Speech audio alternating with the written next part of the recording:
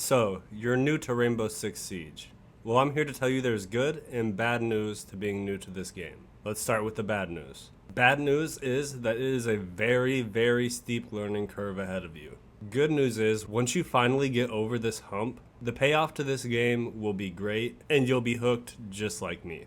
Now, to help you get over this learning curve that is Rainbow Six Siege, I have 5 tips here that I think are important in giving you a jump start in the game. And any experienced players watching this video, feel free to leave other tips down in the comments below so we can help these new players out. Plus, I'm excited to see if there's any tips that I may not even know about.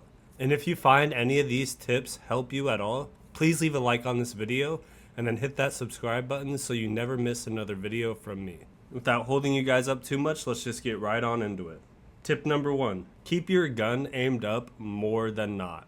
In this game, being the first person to shoot is everything. You have to be prepared to take gunfights at all times. You cannot just run around a corner and expect nobody to be there. It will get you killed. The more you keep your gun up, the more prepared you are for fights, and the less likely it is that the other team gets the jump on you. If you look at all the higher skilled players, you will see that they keep their guns aimed up where they even think somebody will be running through. So that way, they're never caught off guard trying to ADS when an enemy peeks around a corner. ADS speeds are just too slow to be able to just Call of Duty aim in and shoot. If you are new to this game, you need to keep your sights aimed up whenever you even think there could be an enemy nearby.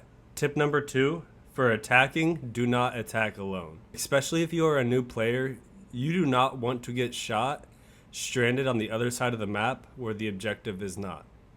You just threw your life away and you did nothing to help the team. Instead, try attacking with somebody or with your team. If you do a team push, it is a lot harder for the enemy team to be able to kill you and all your team at one time.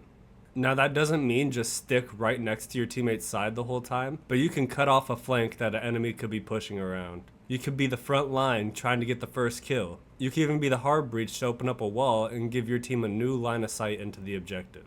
There is so many ways that you can push with your team that it is way too beneficial to not use, especially as a new player. Pushing with your team will also cause you to win more rounds as well. So just don't attack alone and don't do that to yourself. This game is so defender-sided that it is hard to just attack by yourself.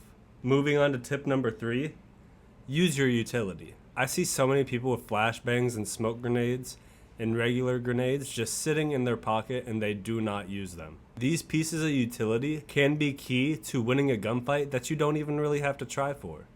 A flashbang will completely blind the enemy player, so you can just run in and kill him before he even knows what happened. A grenade is a good way to flush out an enemy when you know where he's at. Either he's got to move or he's going to get blown up in the process, and that'll lead to a free kill for you or a teammate. This goes hand in hand with as well as using your drones.